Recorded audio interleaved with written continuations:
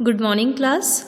Last lecture में हम लोग टाइप्स ऑफ वेक्टर के बारे में पढ़ चुके हैं। सदिशों के कितने प्रकार होते हैं उनके बारे में हम लोग देख चुके हैं। नाउ आज हम सदिशों के योग के बारे में पढ़ेंगे। यानी कि मैंने आपको बताया था कि सदिशों या वेक्टर का जो प्लस माइनस या मैथमेटिक्स ऑपरेशन कहते हैं हम, वो नॉर्मल मैथ्स के अकॉर्डिंग अलग होता है। ठीक है, जैसे हमने कहा था कि स्केलर या अदिश को आप मैथमेटिक्स के जो रूल होते हैं, नॉर्मल एल्जेब्रिक जो सम है या माइनस है, उनके थ्रू आप उसे सॉल्व कर सकते हैं। बट वेक्टर क्वांटिटीज़ यानी सदिश राशियों को जोड़ना घटाना अलग तरीके से होता है। तो आज हम वेक्टर का एडिशन कैसे करते हैं, सदिशों का योग कैसे होता है उसे देखेंगे और उससे संबंधित कुछ रूल्स या लॉ देखेंगे। जब आप वेक्टर एडिशन की बात करते हैं तब आप देखेंगे कि किसी भी दो वेक्टर का जो एडिशन होता है या किसी भी सदिशों का जो योग होता है वो उनके परिमाण यानी उनके मैग्नीट्यूड पर डिपेंड करता है प्लस उनके बीच के एंगल पर डिपेंड करता है। एडिशन ऑफ वेक्टर्स या सदिशों का योग, पहला पॉइंट याद रखिए किस पर डिपेंड करता है। दो सदिशों का योग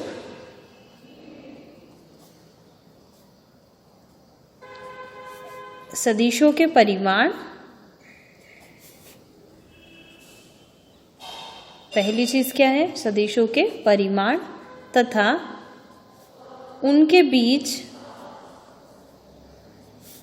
के कोण पर निर्भर करता है। Addition of vectors depends upon the magnitude of that vectors and the angle between them. दोनों वेक्टर के परिमाण यानी कि मैग्नीट्यूड पर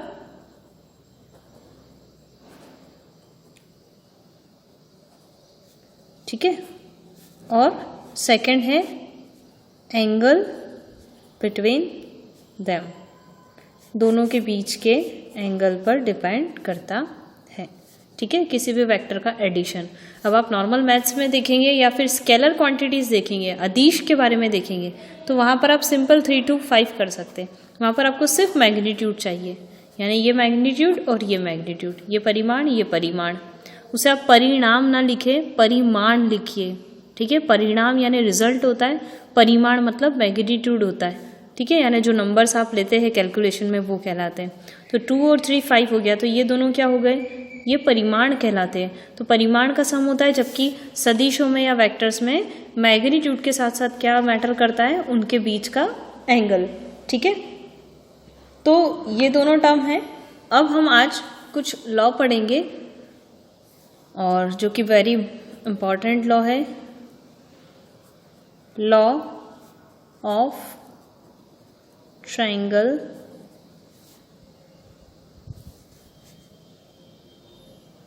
of vector addition.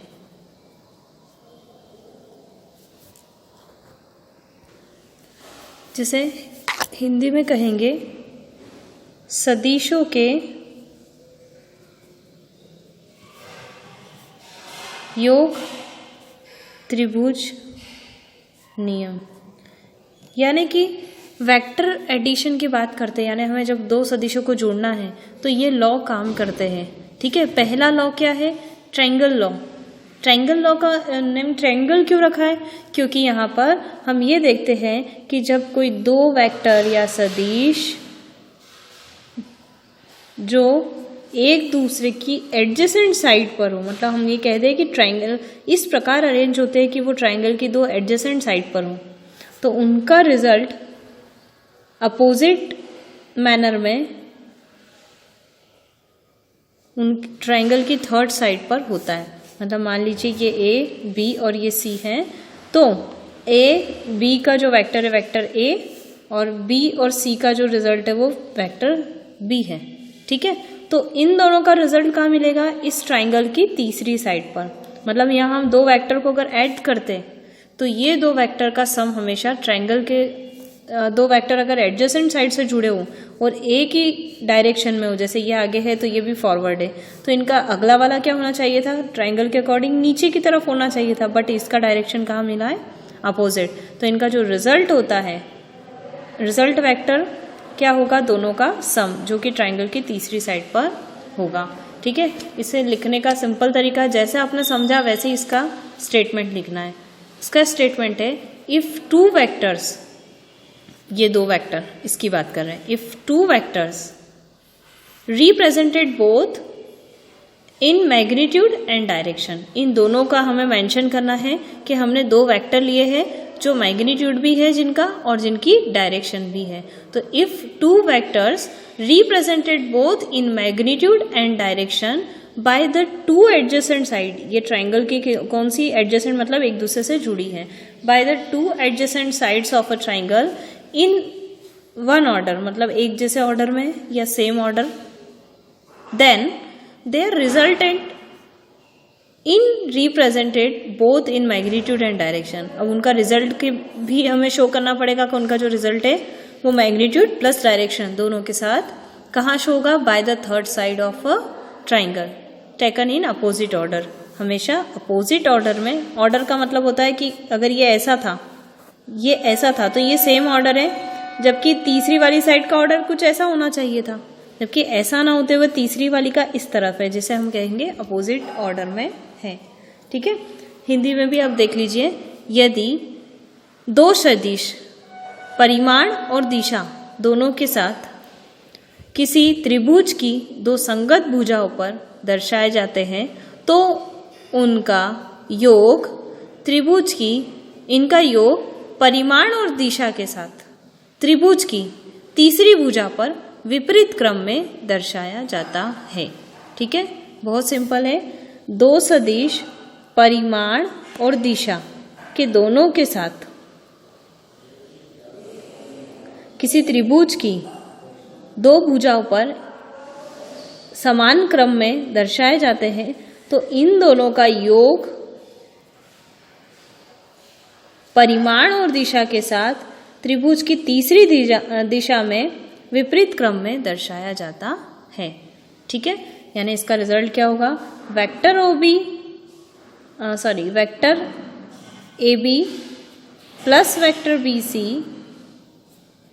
Equal to, उल्टा दिखाएंगे तो इसको क्या लिखेंगे? Vector A C. ठीक है, अगर ये एरो इधर होता तो हम वेक्टर सी ए लिखते हैं, बट एरो उल्टा है तो क्या लिखेंगे? वेक्टर ऐसी, यानी कि vector A plus vector B equal to vector R. ठीक है, ए सी वाले को हमने नाम दे दिया वेक्टर आर, जो कि इन दोनों का सम होगा। तो ये बहुत सिंपल लॉ है लेकिन इम्पॉर्टेंट है।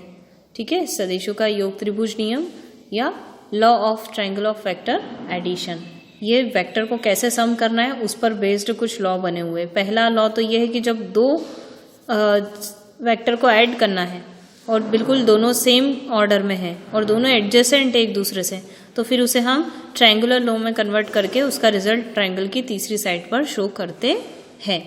ठीक है, अब जो नेक्स्ट होगा वो आपका होगा रेक्टेंगल वाला, जिसे हम दो वेक्टर को एडजेसेंट शो ना करते हुए पैरेलली एक दूसरे से शो करेंगे। तो इसे हम पैरेलल यानी समांतर चतुर्भुज पर दिखाएंगे। तो इसका जो नेम होगा वो होगा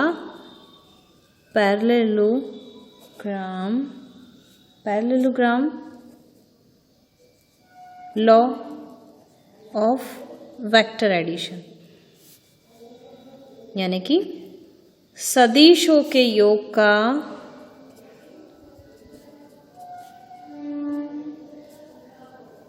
त्रिभुज नियम था ना, इसे हम कहेंगे समांतर चतुर्भुज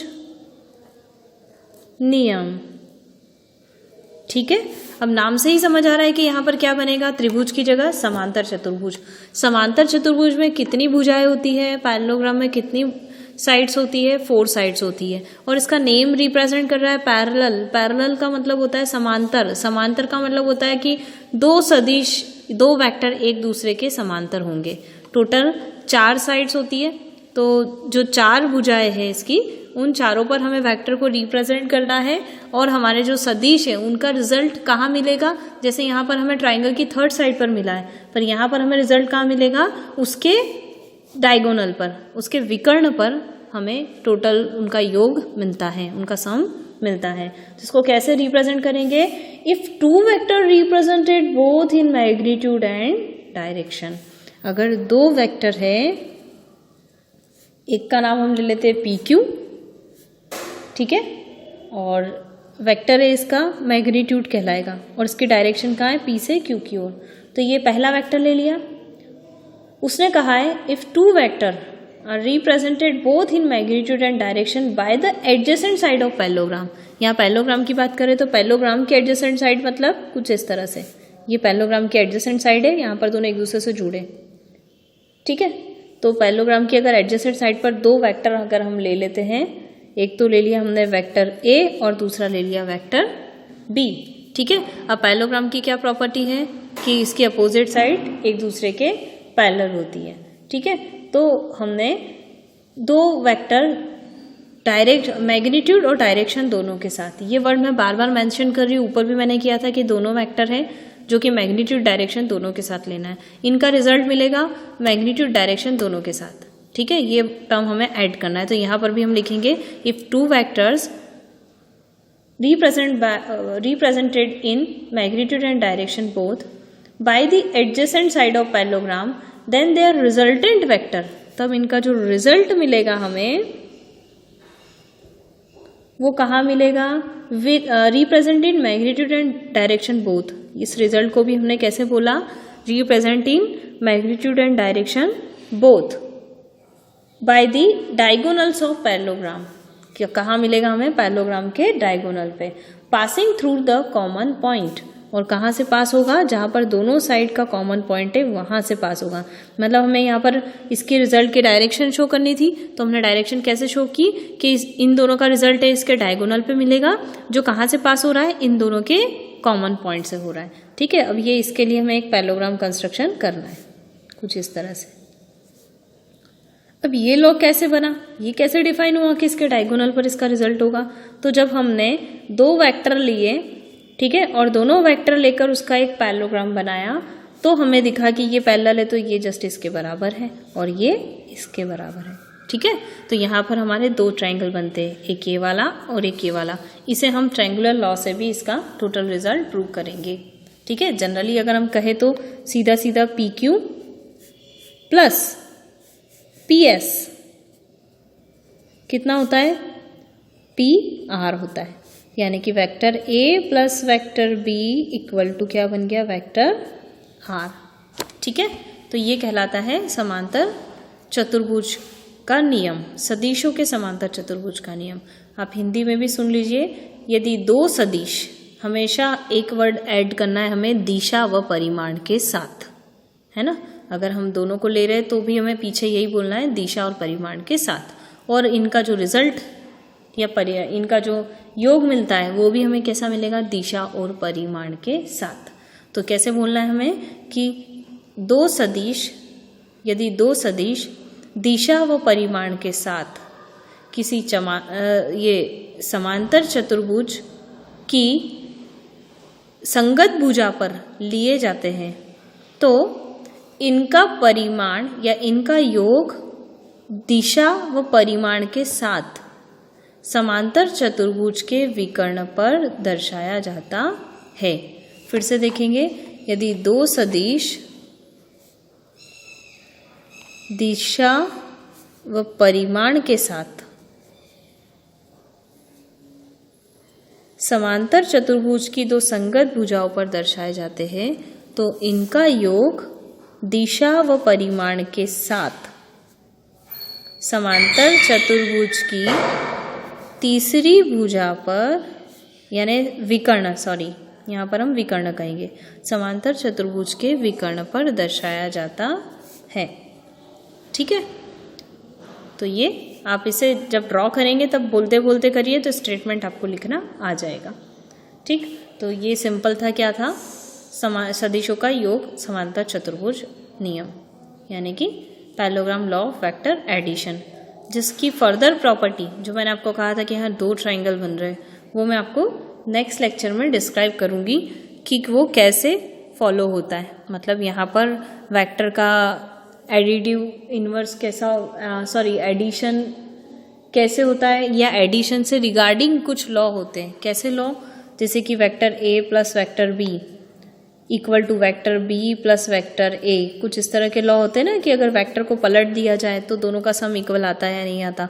तो इस तरह के कुछ इसके भी कंसेप्ट है, वो हम नेक्स्ट लेक्चर में पढ़ेंगे। अभी आप सिर्फ लॉ पर कंसंट्रेट कीजिए, ठीक है। वहाँ पर हम इन दोनों ट्राइंगल को फिर से लेंगे, इसी रूल को फिर से फॉलो करेंगे, ठीक। तो parallelogram law of vector addition यहीं पर कंप्लीट होता है।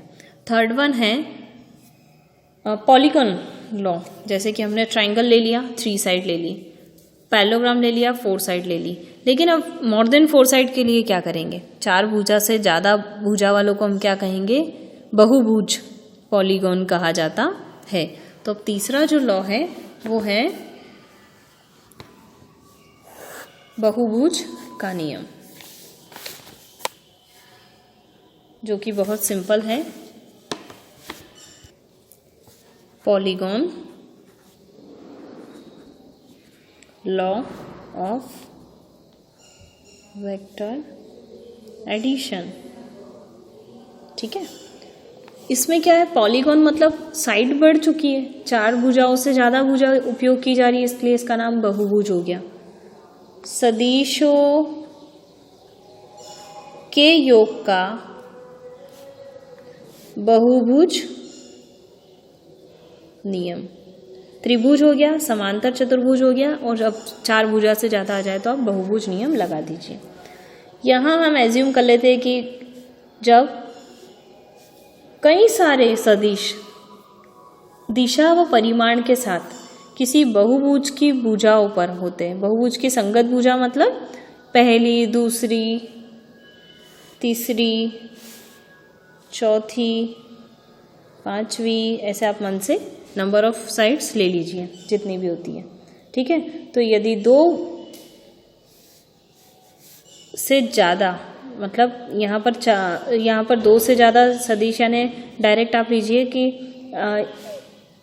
जब कई सारे सदिश दिशा व परिमाण के साथ बहुभुज की संगत भुजाओं पर एक ही क्रम मतलब ये आगे की तरफ मूव करता हुआ है, इसे हम एक क्रम कहेंगे, एक ही क्रम में दर्शाए जाते हैं, तो इनका परिणाम उसी बहुभुज की अंतिम या बंद भुजा, ठीक है। इसको हम कहेंगे कि जो बहुभुज को बंद करता है ना, बहुभुज में कई सारी भुजा होती है, लेकिन आखिरी भुजा वो होती है जिससे ये घूम कर आएगा और जहाँ ये खत्म होगा, तो यही इनका परिणाम बहुभुज की अंतिम तथा बंद भुजा पर दिशा व परिमाण के साथ विपरीत क्रम में, ये सब सेम ऑर्डर है, प्लस इसका रिजल्ट हमेशा क्या रहेगा? विपरीत क्रम में या अपोजिट ऑर्डर में शो होगा, ठीक है। तो if a number of vectors which represented in magnitude and direction both and having a same order are represented in the adjacent side of polygon, then its resultant vector with magnitude and direction both will represented by closing sides of that polygon in opposite manner. उस polygon की opposite manner में उसकी last closing side, मतलब जहाँ polygon खत्म होता है, वहाँ पर रिप्रेजेंट किया जाएगा। अब यहाँ हम ओ से शुरू कर लेते हैं, ओ, ए, बी, सी, डी, ई, ठीक है। ये कुछ पॉइंट्स है, इसका नाम दे देते हैं वेक्टर ए, इसका नाम वेक्टर बी, इसका नाम vector C, vector D, vector E, और इसका नाम है वेक्टर आर। वेक्टर आर मतलब रिजल्ट, ठीक है। तो सबसे पहले हम देखेंगे कि यहाँ पर एक ट्रायंगल बन रहा है, पॉलीगॉन का रिजल्ट हमें निकालना है ना लास्ट। तो अब देखिए यहाँ पर एक वेक्टर बन रहा है जो कि है वेक्टर ओ सी, ठीक। ये पहला रिजल्ट है हमारे लिए, इसलिए हम इसका नाम दे देते हैं वेक्टर R1। ये ट्रायंगल जो है, आपको ट्रायंगल लॉ भी मैंने बताया कि ट्रायंगल में 2 एडजेसेंट साइड अगर एक दूसरे से ज्वाइन है तो तीसरा रिजल्ट कहाँ मिलेगा, इन दोनों की तीसरी साइड पर, जो कि अपोजिट डायरेक्शन में होगा। इस तरह से इन दोनों का अपोजिट मैनर में होगा। तो इसका नाम जो इन दोनों का सम मिलेगा वो क्या होगा, vector A plus vector B. तो vector A plus vector B, ठीक है। यानी कि आपने त्रिभुज का नियम लगाया। अभी हमने पढ़ा कि दो सदिश अगर त्रिभुज की संगत भुजाओं पर होते हैं तो उनका जो परिणाम है वो तीसरी भुजा पर दिशा और परिमाण के साथ उनका योग होता है, ठीक है, और विपरीत क्रम में होता है। तो हम यहाँ लेंगे इन ट्राइंगल OAC में, सॉरी यहाँ पर आपने बी नाम दिया ना, इसको बी नाम दे दीजिए, OAB में, त्रिभुज OAB में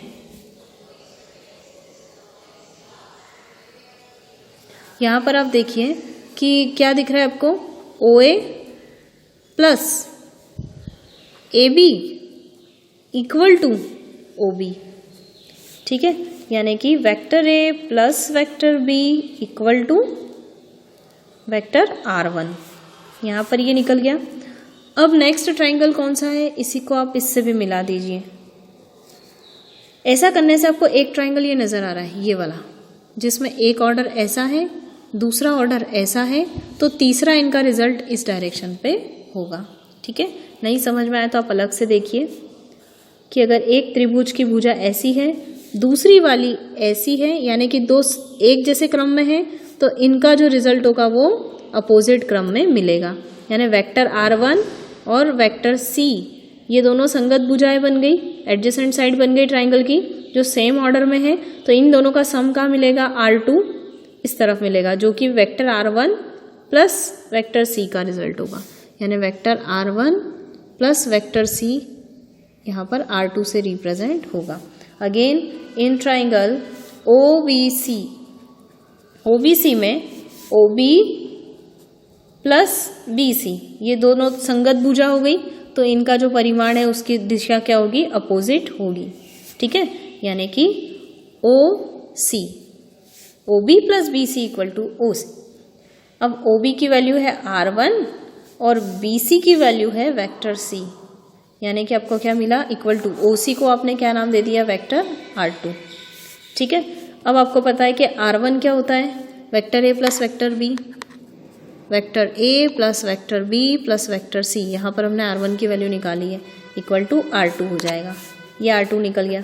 अब तीसरी साइड है उसे भी आप ऐसे मर्ज कर दीजिए। तो यहाँ पे देखिए ये भी एक ट्राइंगल बन रहा है, जिसकी एक ऐसा क्रम दिख रहा है, ऐसा ऑर्डर दिख रहा है, यानी दो सेम ऑर्डर में है, और तीसरा इनका रिजल्ट अपोजिट ऑर्डर में होगा, जो कि नाम है R3, ठीक है। तो R3 क्या होगा, R1 plus C plus D होगा, R1 plus C plus D होगा, ठीक है। एक बार और यहाँ पर देख लीजिए, ये O है, ये C है और ये D है। तो यहाँ पर R1 प्लस C, इसकी डायरेक्शन ऐसी और इसकी डायरेक्शन ऐसी, तो यहाँ पर रिजल्ट क्या मिलेगा, R3 अपोजिट डायरेक्शन में। तो इन ट्राइंगल OCD, ठीक है, OCD में क्या होगा, OC plus CD equal to OD। तो OC क्या होगा, R2 plus vector D equal to OD क्या होगा, R3।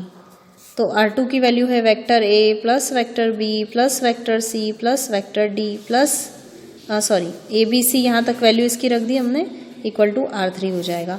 और लास्ट वाला है इन ट्राइंगल ODE, ठीक है, OD plus DE equal to OE, ठीक है। और यहाँ पर बनेगा OD की वैल्यू है R3 प्लस DE की वैल्यू है vector E equal to vector R। R3 की वैल्यू है vector A plus vector B plus vector C plus vector D, ये R3 की वैल्यू प्लस वेक्टर E। यानी कि आप देखिए कि लास्ट साइड पर जितने भी रिजल्टेंट साइड है, इसमें सारे वेक्टर का हमेशा सम रिप्रेजेंट होता है।